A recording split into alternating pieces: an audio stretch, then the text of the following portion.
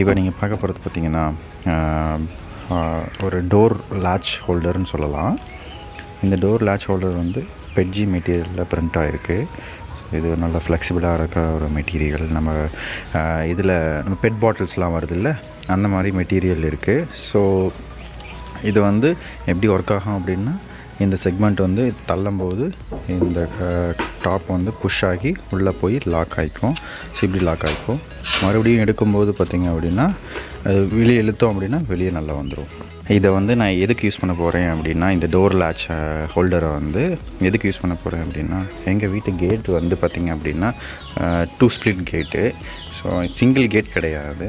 Single gate இல்லாதனால என்ன பண்ணுவோம் அப்படின்னு பார்த்திங்கன்னா, நார்மலாக இதை இப்போது ஓப்பன் பண்ணணும் அப்படின்னு பார்த்திங்க அப்படின்னா தனியாக இப்படி வந்து ஸ்வாக் ஆகும். ஸோ இதை வந்து நிறுத்துறதுக்கு பிடிக்கிறதுக்கு இந்த பக்கம் மடக்கணும். மடக்கி பிடிக்கிறதுக்கு என்ன பண்ணுவோம், நார்மலாக ஒரு கயிறோ வயரோ வந்து நாங்கள் ஏற்கனவே வந்து கட்டியிருப்போம். அதை வந்து அவுத்து ஒவ்வொரு டைமும் அதை வந்து ஃபுல்லாக இப்படி எடுத்து டைம் பீயிங்க்கு அதை நிற்கிறதுக்கு ஒரு கயிறை வச்சு கட்டணும்னு வச்சுங்களேன். ஸோ இது வந்து ஒவ்வொரு டைமும் ரொம்ப ரிஸ்க்கான வேலையாக இருக்குது. ஒரு டைமும் பண்ணணும். ஸோ அதுக்கப்புறம் தான் இந்த மெயின் கேட்டை ஓப்பன் பண்ண முடியும். இப்போது அதுக்கு வந்து தான் ரொம்ப நாளாக இது வந்து கிட்டத்தட்ட வீடு கட்டினதுலேருந்து இது தான் யூஸ் பண்ணிகிட்ருக்கோம். ஸோ 3D பிரிண்டிங் வச்சு நம்ம இதை எப்படி சால்வ் பண்ணலான்னு பார்த்தேன். ஸோ இந்த டோர் லாட்ச் ஹேண்டில் வந்து இப்போ டெம்பரவரியாக ஃபஸ்ட்டு ஃபிக்ஸ் பண்ணி பார்க்கலாம் இது எப்படி ஒர்க் ஆகுது அப்படின்னு சொல்லிட்டு இந்த இடத்துல நான் ஃபிக்ஸ் பண்ண போகிறேன். ஸோ அதை நான் கேமராவில் எடுக்க முடியல. நான் ஃபிக்ஸ் பண்ணிவிட்டு நான் உங்களுக்கு அதை காமிக்கிறேன்.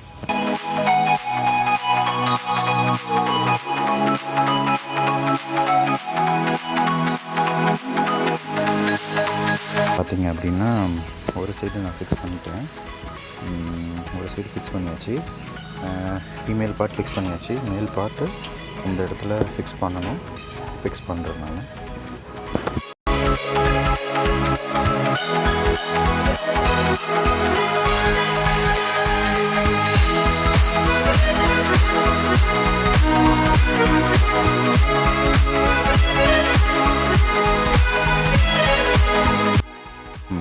இது ஃபிக்ஸ் பண்ணியாச்சு.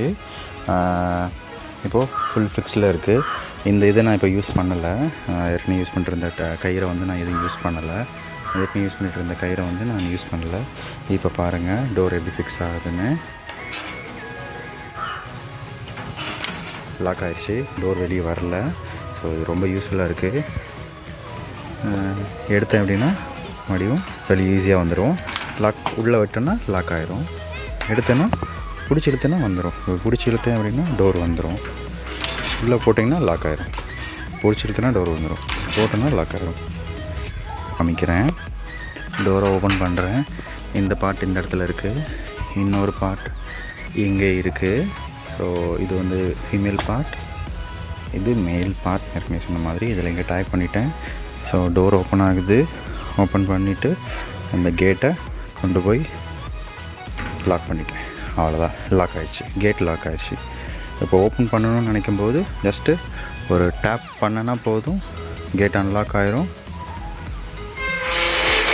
இது போய்ட்டு நான் மறுபடியும் லாக் பண்ணிக்கலாம். ஃப்ரெண்ட்ஸ், இந்த வீடியோ உங்களுக்கு யூஸ்ஃபுல்லாக இருந்ததுன்னா லைக் பண்ணுங்கள், சப்ஸ்கிரைப் பண்ணுங்கள், ஷேர் பண்ணுங்கள். மறக்காமல் சேனலில் இருக்க பெல் ஐக்கானை ப்ரெஸ் பண்ணுங்கள். அப்போ தான் யூடியூப் வந்து நான் போடுற வீடியோஸ் எல்லாம் உங்களுக்கு வந்து நோட்டிஃபிகேஷன் ப்ராப்பராக காமிக்கும். இந்த வீடியோவில் ஒரு விஷயம் நான் சொல்ல மறந்துட்டேன். நான் பண்ணியிருக்கிறது வந்து பார்த்திங்கன்னா, இப்போது ஒயர்ஸ் வந்து வச்சு அந்த பாட்டை வந்து நான் கட்டியிருக்கேன். ஆனால் ஃப்யூச்சர் வீடியோவில் இதை வந்து எப்படி நான் எடிட் பண்ணுறது, அதை எப்படி பக்காவாக ஒரு ஃபாஸ்ட்னஸ் வச்சு நான் போடுறதுன்றதை நான் தனி வீடியோ போடுறேன். தேங்க்யூ ஃப்ரெண்ட்ஸ், பாய்.